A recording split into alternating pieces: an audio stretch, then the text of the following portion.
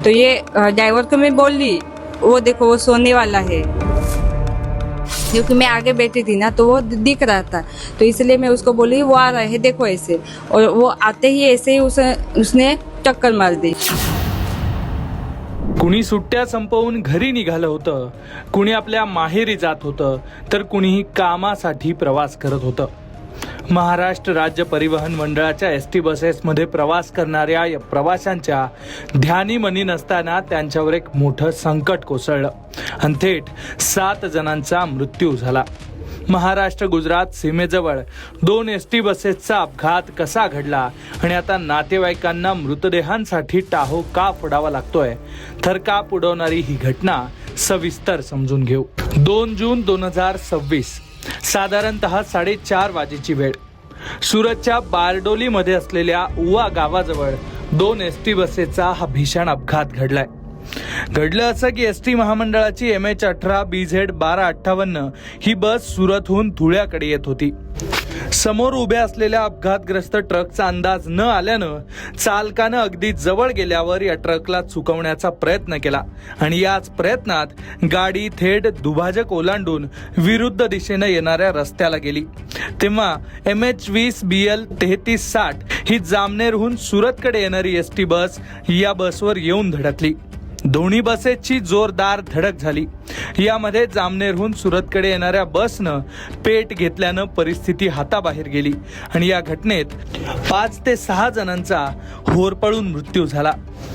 मृतांमध्ये दोन्ही बसच्या चालकांचाही समावेश आहे। या अपघातात एकूण 7 जणांचा मृत्यू झाल्याची माहिती समोर आलेली आहे। यातील एका अपघातग्रस्त बसमध्ये बसलेल्या महिलेनं नेमकं काय सांगितलंय ते ऐका। मेरा नाम है प्राची प्रसाद चौहान है। मैं चिंचपाड़ा से सूरत जा रही थी। मेरा मायका वहाँ है, इसलिए मैं अभी वहाँ आई थी छुट्टी पे, और वहाँ से अभी जा रही थी कोकण में जा रही थी, यानी कि सिंधुदुर्ग में। और सूरत की जो बस है वहाँ से वो आ रही थी, और यहाँ से हम जा रहे थे जामनेर, सूरत से जा रहे थे सूरत को।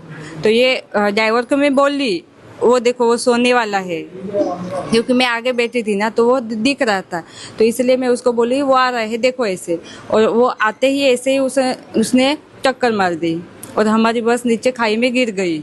कैसे हुआ उसके बाद क्या हुआ मुझे नहीं मालूम, लेकिन मेरी माँ है, मेरा 2 बच्चा है, एक बच्चा 12 साल का है और एक बच्चा है 7 साल का है, और मेरी माँ जो है तो वो 55 का ही है। अभी माँ ICU में है, और मेरा बच्चा जो 12 साल का है उसका दोनों पैर जो है वो जल गया है।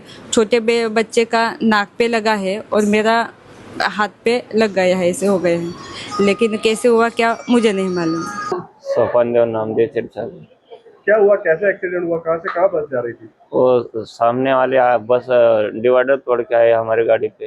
हाँ। और हमको नहीं, इधर कुछ भी जगह नहीं थी, सीधा हमारी गाड़ी पे आ गया। हमारी गाड़ी डायरेक्ट नीचे गई दरिया में।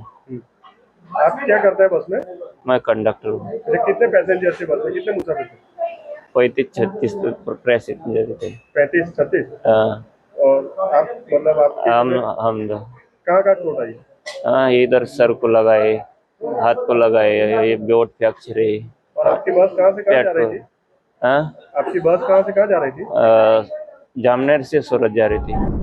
धक्कादायक म्हणजे या अपघातातील एका मृतदेहाची ओळख पटली, पण उर्वरित 6 मृतदेह पूर्णपणे जळाल्यानं त्यांची ओळख पटवण्यासाठी DNA चाचणीचा आधार घेण्यात आला।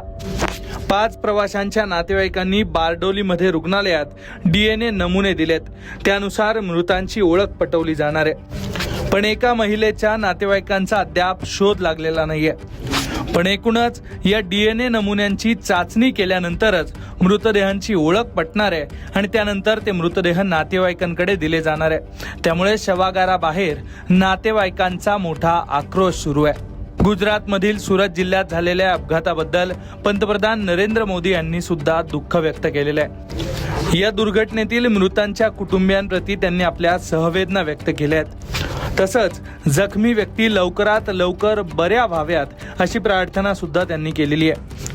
पंतप्रधान नरेंद्र मोदींनी या अपघातातील मृतांच्या वारसाला पंतप्रधान राष्ट्रीय मदत निधीमधून 2 लाख रुपयांची मदत सुद्धा जाहीर केली आहे. तसंच जखमींना 50,000 रुपयांची मदत केली जाणार आहे. तर दुसरीकडे महाराष्ट्र राज्य परिवहन मंडळाकडून सुद्धा मदतीची घोषणा करण्यात आलेली आहे. पण या घटनेत एका एसटी बसनं पेट घेतल्यामुळं एसटी बसेसच्या फिटनेसचा मुद्दा सुद्धा पुन्हा एकदा चर्चेत आलेला आहे. त्यामुळे आता या अपघाताच्या चौकशीतून नेमकं काय समोर येणार ते पाहणं महत्त्वाचं असणार आहे. Bureau report, Lokmat.